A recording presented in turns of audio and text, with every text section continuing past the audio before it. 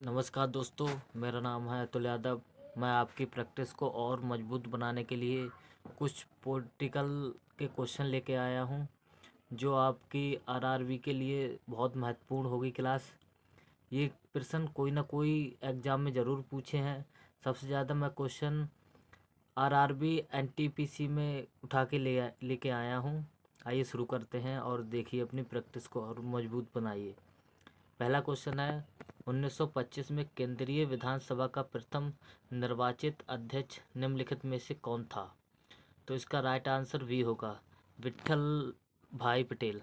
ये सरदार वल्लभ भाई पटेल के भाई भी हैं। नेक्स्ट क्वेश्चन, दूसरा क्वेश्चन है, अंगीकृत किए जाने के समय भारतीय संविधान सबसे लंबा संविधान था, जिसमें मूलतः अनुच्छेद थे। तो जो भारतीय संविधान सबसे लंबा संविधान माना गया है, इसमें अनुच्छेद 395 है। इसका राइट आंसर डी होगा। नेक्स्ट क्वेश्चन, तीसरा क्वेश्चन है, भारतीय संविधान की एकात्मक विशेषताओं के संबंध में इनमें से कौन सा गलत है? जो भारतीय संविधान की एकात्मक विशेषताएं हैं, इनमें से कौन सा गलत हुआ है? इसका राइट आंसर होगा संविधान की नम्यता ना होना। इसका राइट आंसर डी होगा। चौथा क्वेश्चन है, भारत में किस प्रकार की सरकार है? तो इसका राइट आंसर सी होगा, संसदीय। पांचवा क्वेश्चन है, निम्नलिखित में से किसे भारत में सरकार के संघीय रूप का परिणाम कहा जा सकता है? तो इसका राइट आंसर होगा डी, बहुस्तरीय सरकार, संघ, राज्य और स्थानीय। छठा क्वेश्चन है, निम्नलिखित में से कौन सी भारतीय संविधान की एक प्रमुख विशेषता नहीं है? तो भारतीय संविधान की एक प्रमुख विशेषता इनमें से कौन सी नहीं है? तो इसका राइट आंसर डी होगा, संवत्सराही और प्रोत्साहन। नेक्स्ट क्वेश्चन, सातवां क्वेश्चन है, भारतीय संविधान की संघीय व्यवस्था के संबंध में इनमें से कौन सी विशेषता सही है? तो सातवें का आंसर होगा वी, दैव शासन। नेक्स्ट क्वेश्चन, आठवां क्वेश्चन है, भारतीय संविधान में कितने देशों से विशेषताएं ली गई हैं? तो भारतीय संविधान में लगभग 10 देशों से विशेषताएं ली गई हैं।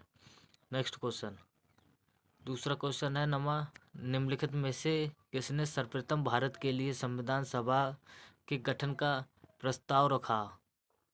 तो नवे का राइट आंसर होगा डी, एम.एन. राय। नेक्स्ट क्वेश्चन, 10वां क्वेश्चन है, भारतीय संविधान का अनुच्छेद 24 शोषण के विरुद्ध अधिकार से संबंधित है। इस अनुच्छेद के अनुसार किसी कारखाने या खदान में काम करने हेतु सरकार द्वारा निर्धारित न्यूनतम आयु कितनी है? तो इसका राइट आंसर होगा 14 वर्ष। वी आंसर होगा, 10वें का वी।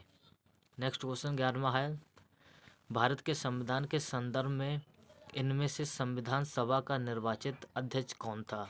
तो 11वें का राइट आंसर होगा D, doctor Rajendra Prasad. Next question है, मसौदा समिति के अध्यक्ष कौन थे? इनके पास संविधान का मसौदा तैयार करने का कार्य था। तो इसका राइट आंसर होगा A, doctor B R. Ambedkar. Next question, 13वां क्वेश्चन है, राजनीतिक व्यवस्था का कौन